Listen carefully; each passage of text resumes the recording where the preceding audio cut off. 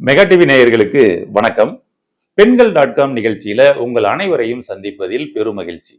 இன்னைக்கு பெரும்பாலான நோய்களுக்கு அடிப்படையான காரணங்களா இன்னைக்கு சொல்லக்கூடிய விஷயம் என்னன்னா, வெயிட் அதிகமா இருக்கிறீங்க.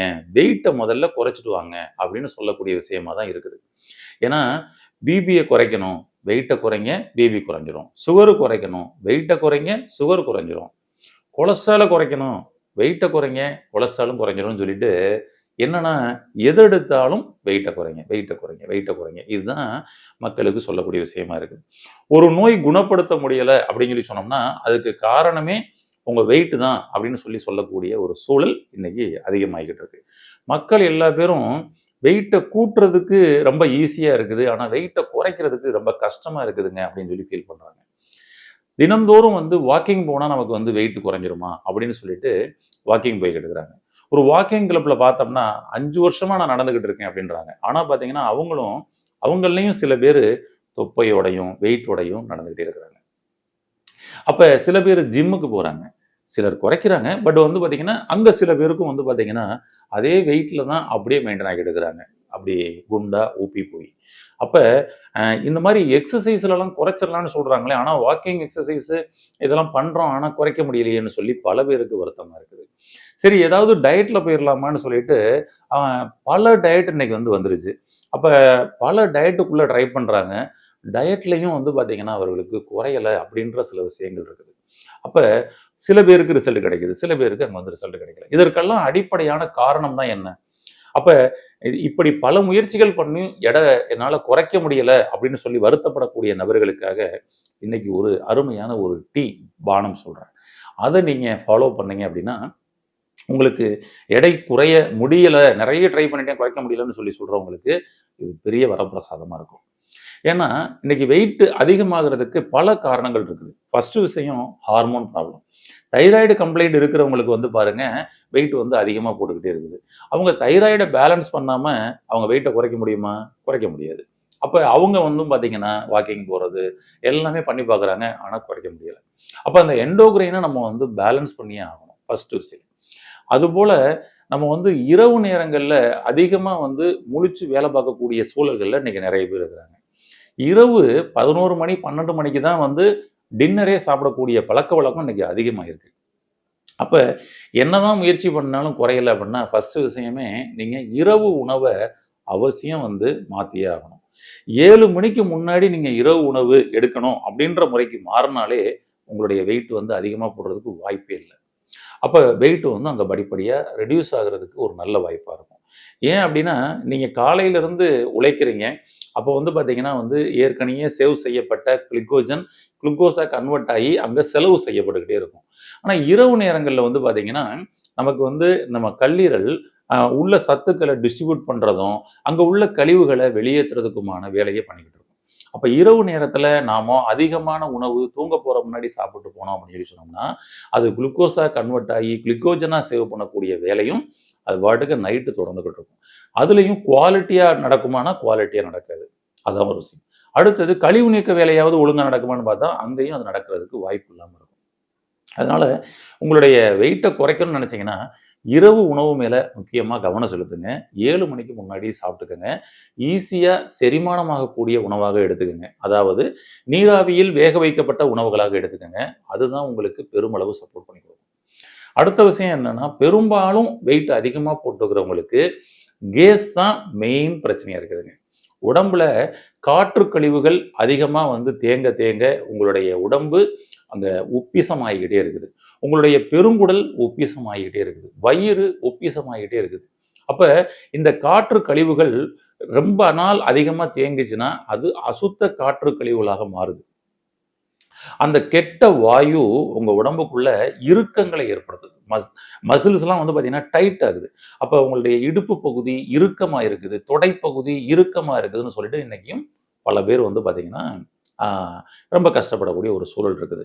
அப்ப உங்க உடம்பில் இருக்கக்கூடிய காற்று கழிவுகளை வெளியேத்தாம உங்க வெயிட்ட குறைக்க முடியாது. அதான் ஒரு விஷயம். வெறும் உணவு முறையில மட்டும் நம்ம குறைச்சிடலாம் அப்படின்னு சொல்லி முயற்சி பண்ணா, அதுவும் பார்த்தீங்கன்னா, பல பேருக்கு சாத்தியம் அளிக்கிறது இல்ல. அதே போல வெறும் எக்ஸர்சைஸ் மட்டும் பண்ணிடுறோம். டெய்லி நான் ஒர்க் அவுட் பண்ணிடுறேன் அப்படின்னு சொல்லிட்டு பண்ணுனாலும், அங்கேயும் பல பேருக்கு சாத்தியப்படுறதில்ல. அப்ப என்னதான் பண்ணணுங்க அப்படின்னம்னா, இந்த 2யும் காம்பினேஷனாக நம்ம வந்து பண்ணணும். அப்போ தான் இது வந்து சாத்தியமாகும். இன்னொன்று கன்சிஸ்டன்சி. எல்லா பேரும் என்ன ஒரு விஷயம் அப்படின்னு சொல்லி சொன்னோம்னா, எதை ஒன்று ஆரம்பித்தாலும் ஒரு 5 நாள், 1 வாரம், 10 நாள் ஃபாலோ பண்ணிட்டு அப்படியே விட்டுறாங்க. ஆனா, யாருக்கு சரியான ரிசல்ட் கிடைக்குதுன்னா, கன்சிஸ்டன்சி. யாரு தொடர்ந்து பண்ணுனாங்களோ, அவர்களுக்கு தான் ரிசல்ட் கிடைக்குது. ஒரு ஓட்டப்பந்தயத்துல ஓடிக்கிட்டு இருக்கப்படும் பொழுது, என்னால அத அடைய முடியுமா? எனக்கு முன்னாடி 4 பேர் முந்திட்டாங்களே! நாம எப்படி அப்பன்னா வந்து ஃபர்ஸ்ட்ல போய் ஓடி அச்சீவ்மென்ட் பண்றது? முடியாதுன்னு சொல்லிட்டு, சில பேர் பார்த்தீங்கன்னா, ஆட்டோமேட்டிக்காவே இயல்பாவே ஸ்லோவாயிருவாங்க. தைரியம், மனபலம் இழந்துருவாங்க. ஸ்லோவா ஓட ஆரம்பிச்சுருவாங்க. சில பேர் நிக்கவே ஆரம்பிச்சுருவாங்க. ஆனா, அந்த முதல்ல ஓடக்கூடிய நபர் விடாமுயற்சியோட தொடர்ந்து ஓடுனதுனால தான் அவர் அங்க ஃபர்ஸ்ட் வந்திருப்பாரு. அதனால எந்த ஒரு விஷயத்தை எடுத்துக்கிட்டாலும், தொடர்ந்து முயற்சி செய்தால் மட்டும் தான் வெற்றி கிடைக்குமே தவிர, இடையில நம்ம கட் பண்ணிட்டு, நின்னுட்டு, அதுக்கப்புறம் ஸ்டார்ட் பண்ணிட்டுன்னு பண்ணா சரியா வராது. அதனால எல்லா டெக்னிக்கும் உங்களுக்கு நிச்சயமா பலனளிக்கும். அது தொடர்ந்து பண்ணா மட்டும் தான் பலனளிக்கும். அதனால ஏற்கனவே நீங்க கடைபிடித்த பல விஷயங்கள்ல நீங்க தோல்வி அடைந்திருந்தாலும், இப்ப நான் சொல்லக்கூடிய ஒரு பானம் சொல்றேன். இந்த பானத்த நீங்க கடைபிடிச்சீங்கன்னா, கம்பல்சரி உங்களுக்கு வெயிட் குறைஞ்சே ஆகும். அது மட்டுமல்லாமல் உங்க உடம்புக்குள்ள இருக்கக்கூடிய கெட்ட காற்று கழிவுகள் வெளியேற்றப்படும். உங்களுடைய இடுப்பு பகுதி, தொடைப்பகுதி இங்கெல்லாம் இறுக்கமா இருக்குன்னு சொன்னீங்கல்ல, அந்த இறுக்கமா இருக்கிறதெல்லாம் ஃப்ரீயா ரிலாக்ஸ் ஆகும். உங்களுடைய எண்டோகிரைன் நாளமில்லா சுரப்பிகள் ரொம்ப அருமையா தூண்டப்பட்டு, நல்ல சர்க்குலேஷன் உங்களுக்கு வந்து கிடைக்க ஆரம்பிக்கும். நாளமில்லா சுரப்பிகள் சம்மந்தப்பட்ட பிரச்சனையிலிருந்தும் நீங்க மீண்டு வரலாம். உடல் எடை குறைப்பின் மூலமாக உங்களுடைய தைராய்டு நார்மல் ஆகும். உடல் எடை குறைப்பின் மூலமாக உங்களுடைய சர்க்கரை நோய் நார்மல் ஆகும். உடல் எடை குறைப்பின் மூலமாக உங்களுக்கு பல மாற்றங்கள் கிடைக்க வரும். ஓகே. அப்ப அந்த பானம் என்ன அப்படின்னு நம்ம தெரிஞ்சுக்குவோமா?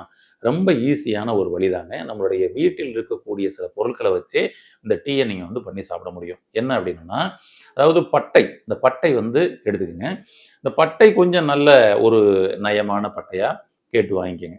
இந்த பட்டை நீங்க பவுடர் பண்ணி நீங்க வச்சுக்கலாம். இந்த பட்டைய பவுடர் பண்ணி வச்சுட்டு, ஒரு 1 1/2 டம்ளர் தண்ணீல இந்த பட்டையில அப்படியே ஒரு 1 ஸ்பூன் போடுங்க. ஒரு 1 ஸ்பூன் போட்டுட்டு, அதுக்கப்புறம் கொஞ்சம் இஞ்சி பீஸ், ஒரு இஞ்சி போடுங்க. ஒரு இஞ்சி போட்டுட்டு, அப்படியே வந்து நல்லா கொதிக்க வைங்க. கொதிக்க வச்சு, அந்த 1 1/2 டம்ளர், ஒரு 3/4 டம்ளர், 1 டம்ளருக்கு சுண்ட வைக்கிற மாரி பண்ணிருங்க. பண்ணிட்டு இறக்கிருங்க. இறக்கிட்டு, அதுல உங்களுக்கு கொஞ்சோண்டு எலுமிச்சம்பழம், அதாவது 1/4 எலுமிச்சம்பழ சாறு. அவ்வளோதாங்க. வேற எதுவுமே அதில நீங்க ஆட் பண்ணவே வேணாம். ரொம்ப அற்புதமா இருக்கும். இந்த டீ சர்க்கரை நோயாளிகள் நேரடியா அப்படியே சாப்பிடலாம். எல்லா நபர்களும் எடுத்துக்கலாம். ஒருவேளை இனிப்பு தேவை அப்படின்னு சொல்லி சொன்னா, நீங்க தாராளமா வந்து ஒரு ஸ்பூன் வந்து தேன் சேர்த்துக்கலாம். தேவையான அளவுக்கு. ஆனா, நேரடியா எடுக்கிறது தான் ரொம்ப ரொம்ப நல்லது. அத எடுத்து பழகுங்க. அற்புதமா இருக்கும். ஒரு நாளைக்கு இந்த டீய 1 முறையிலிருந்து 2 முறை, 2 முறை காலை, மாலைன்னு 2 முறை நீங்க எடுத்துக்கிறது ரொம்ப நல்லது. எம்ப்டி ஸ்டொமக்லயும் எடுத்துக்கலாம். சாப்பாட்டுக்கு அப்புறமும் எடுத்துக்கலாம். சாப்பாட்டுக்கு அப்புறம் எடுக்கிறீங்கன்னா, ஒரு 1 ஹவர் கேப் வச்சுக்கங்க. இத எடுத்துக்கங்க. அற்புதமான மாற்றம் இருக்கும். இரவெல்லாம் நீங்க சாப்பிட்டதுக்கு அப்புறம் நீங்க எடுத்துட்டு போனீங்கன்னா, நைட்டு நல்ல தூக்கம் வருங்க. காலையில உங்களுக்கு நல்ல மோஷன் நல்லா ஃப்ரீ ஆகும். உங்க உடம்புல இருந்து காற்று கழிவுகள்லாம் அப்படியே வெடிச்சு வெளியேறிரும். உடம்பே லேசாயிரும். வித்தின் 1 வீக்லயே உங்க உடம்புல வந்து பார்த்தீங்கன்னா, அந்த எக்ஸஸா இருக்க மசில்ஸ் எல்லாம் குறையிறத உங்களால வந்து ஃபீல் பண்ண முடியும். வெயிட் நல்லா படிப்படியா குறைய ஆரம்பிக்கும். உங்களுடைய எண்டோகிரைனுக்கு வந்து பார்த்தீங்கன்னா, இந்த பட்டை அற்புதமான மருந்துங்க. நாளமில்லா சுரப்பிகள் எல்லாத்தையும் சீராக்கக்கூடிய தன்மை வாய்ந்தது. அதுபோக உங்க உடம்புல இருக்கக்கூடிய கெட்ட கொழுப்புகள் எல்லாத்தையும் வந்து பார்த்தீங்கன்னா, வெளியேத்தி விடக்கூடிய காம்பினேஷன் தான் இந்த காம்பினேஷன். அப்ப கெட்ட கொழுப்புகள் வெளியேறும். எல்டிஎல், விஎல்டிஎல், ட்ரைகிளிசரைல் இப்படி எல்லாமே வந்து பார்த்தீங்கன்னா, உங்களுக்கு நார்மலுக்கு வரக்கூடிய ஒரு விஷயத்த அது பண்ணி குடுக்கும். கொழுப்பையும் குறைக்கலாம், உடல் எடையையும் குறைக்கலாம். இது மாதிரி எளிமையான முறைய வீட்டிலேயே நீங்க தயார் பண்ணி, உங்களுடைய உடல் எடை குறைப்பின் மூலமாக பல நோய்களில் இருந்து விடுபட்டு ஆரோக்கியம் அடைய வாழ்த்துக்கள். நன்றி.